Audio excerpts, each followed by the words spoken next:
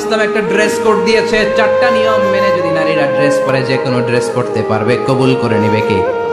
মায়েরা খেয়াল করে শুনেন, আপনাদের ড্রেস কেমন হবে? নাম্বার 1, আপনার পুরো দেহটা ঢাকা থাকতে হবে। যে ড্রেস পরবেন, you should cover your whole body.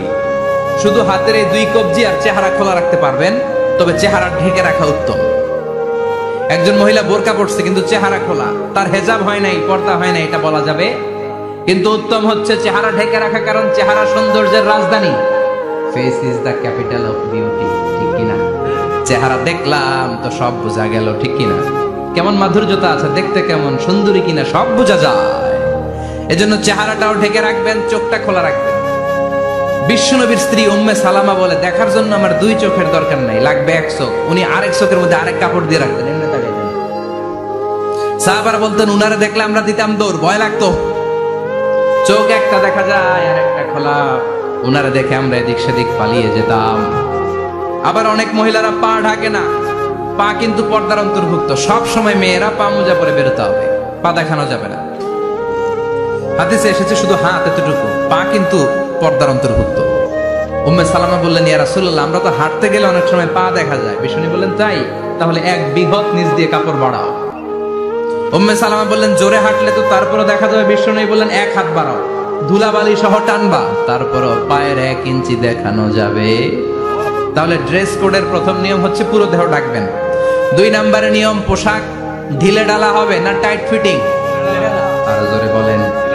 আছি আমরা কোন জামানায়, লাজ শরম গেছে হারায়, পাতলা শাড়ির বাহার, পাখি ড্রেস লেহেঙ্গা, পোশাক দেখে নারীর লাজে মরে যাই। হায় হায়, আছি আমরা কোন জামানায়, লাজ শরম গেছে হারায়, ঠিক কিনা?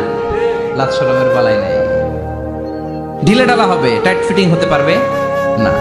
মোটা কাপড়ের হবে, এরকম মোটা হবে, মোটা কাপড়, কিচ্ছু দেখা যায় না, বাইনোকুলার দিয়েও দেখা যাবে না। আবার ঢিলে ঢালা আছে না নাই? আমরা পুরুষরা যে এটা পরি, এটা দিয়ে 3 মহিলার কাপড় হয়, ঠিক কিনা? কাপড় পরতে চায় না তারা, ওদের পোশাক আমরা নিয়ে নিচ্ছি। তার মানে ঢিলে ঢালা হবে, মোটা কাপড়ের হবে, টাইট ফিটিং হতে পারবে, আবার পুরুষদের পোশাক হতে পারবে। এই 4টা নিয়ম মেনে যে যেই ধরনের পোশাক পরেন, চাদর পরেন সমস্যা নাই, শাড়ি পরেন সমস্যা নাই, ব্লাউজ পরলে ফুল হাতা পরবেন সমস্যা নাই, মেক্সি পরলেও সমস্যা নাই, বোরকা পরলেও সমস্যা নাই, কিন্তু পোশাকটা শালীন পোশাক হতে হবে। কি পোশাক? সবাই বলেন, শালীন পোশাক। পুরুষদের পোশাক পরা যাবে না, কারণ বিশ্বনবী লানত করেছেন ওই নারীদেরকে, যেই নারীরা পুরুষদের মতো সাজতে চায়। এরকম আছে না নাই? দেখলে বোঝা যায় না কোনটা ছেলে কোনটা মেয়ে, আছে না নাই? এক লোক, গল্প শোনায় আপনাদের। এক লোক এক বাগানে গিয়েছে, যে দেখে বাগানে কিছু ছেলে মেয়ে খেলাধুলা করে, কিন্তু ছেলে মেয়েদের পোশাক দেখে বোঝার উপায় নাই কোনটা ছেলে কোনটা মেয়ে। শুনতেছেন? পোশাকের এমন দশা, কোনটা ছেলে কোনটা মেয়ে বোঝাই যায় না। আফসোস করে বলল, হায় রে, কেমন এদের মা বাবা, কেমন এদের আক্কেল, কি পোশাক তাদের পরিয়েছে, কোনটা ছেলে কোনটা মেয়ে বোঝাই যায় না। পাশে এক ভদ্রলোক বসা ছিল, রেগে মেগে আগুন, এই মিয়া সাবধানে কথা বলেন, জানেন এগুলো আমার সন্তান, আমার সন্তান এগুলো। লোক তো ভয় পেয়ে গেছে, তাই নাকি? ও তাহলে আপনি এদের বাবা? এবার লোকটা রেগে মেগে বলে, আমি আপনার কি চোখ নেই, আমি বাবা হইতে যাবো কেন, আমি তো এদের মা।